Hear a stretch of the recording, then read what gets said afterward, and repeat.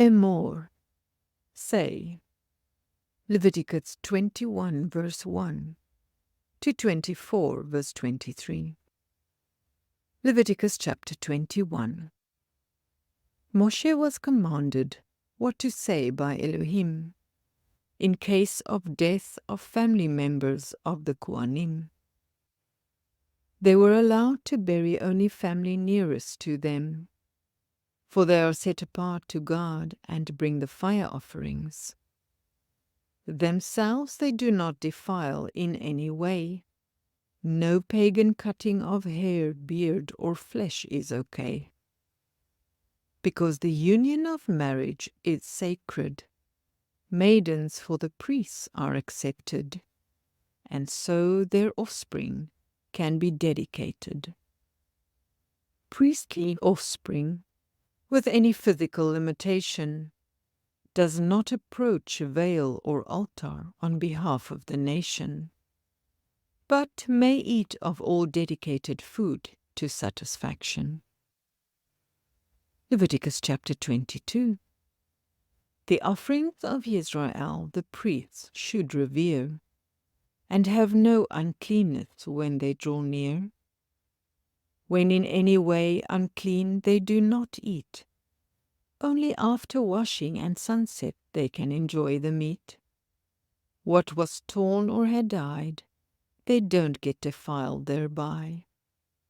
No stranger, sojourner, or hireling does eat of the set-apart offering. Also not his daughter when a stranger she is marrying, except the one born in his house or a bought for silver being, and a widowed childless daughter who is returning. When you've eaten of a set-apart offering by mistake, an offering plus 1/5 to the priest you shall take. For an offering of a vow or voluntary, a male from cattle, sheep, or goat it must be. Bring a perfect one to be accepted, without any defect in it. Do not bring what is bruised or crushed, also not what is torn or cut.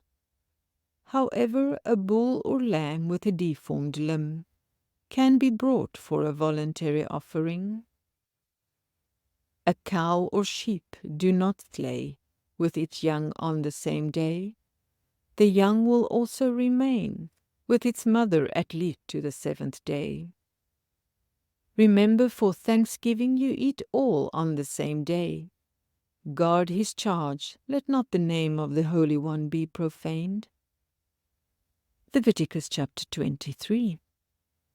These are Adonai's appointed times belonging to him, set apart for special joyful gatherings.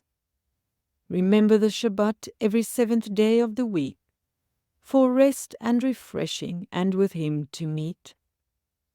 Passover is on the 1st month on day 14, celebrated between the evenings. Then for 7 days unleavened bread you shall eat. On day 1 and 7 for a holy convocation you shall meet. On the day after the Shabbat, your first sheaf you must wave. Until this offering you eat no bread and roasted or fresh grain. Now begin counting 7 Sabbaths complete. And on the 50th day you bring bread made with yeast. A special proclamation you make at this feast. On the 1st of the 7th month remember to shout. And on the 10th, humbling yourself is what it's about. On the 15th begins 7 days of dwelling in booths, and on the 8th day you gather together as if under one roof. Leviticus chapter 24. Clear oil of pressed olives you bring for the light, so that the menorah will continually burn bright. 12 cakes of fine flour for every Shabbat you bake. 2 rows of them on the pure table you make, with clear frankincense on them for remembrance sake. The priests eat it in the set-apart place. Now Shlomit from the tribe of Dan married a Mitzrayim man, and they had a son, who blasphemed Hashem, which ought not to be done. Outside the camp he died by the stone. Now the principle in Torah that remains true, what you desire, also unto others do. Be careful to inflict on another injury or pain, for unto you an eye for an eye will be repaid. One right ruling for the sojourner and native, this is plain.